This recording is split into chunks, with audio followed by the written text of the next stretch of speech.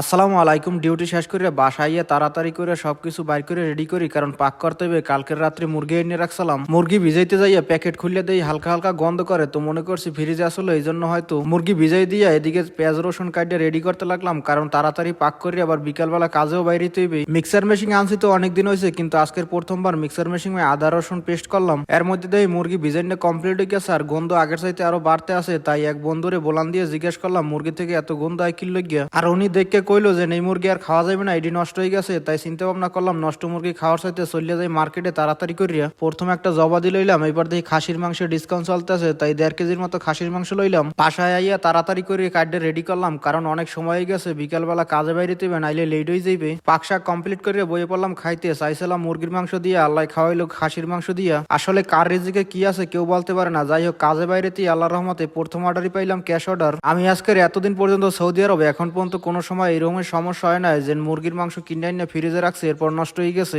এমনিতে কোনো সময় কিনে আনিয়ে 2-1 দিন হয়তো ফ্রিজে রাখে, কিন্তু এটা তো কালকের রাত্রেই কিনে আনছি, আর আজকের দুপুরে পাক করতে যাই দেখি নষ্ট হয়ে গেছে। যাই হোক, রাত্রি 11:30 বাজে লাস্ট অর্ডার পিক আপ করি স্টার বক্সের। আলহামদুলিল্লাহ আজকে 7 ঘন্টায় 10টা অর্ডার কমপ্লিট করতে পারি। আমার জন্য দোয়া করবেন। আসসালামু আলাইকুম।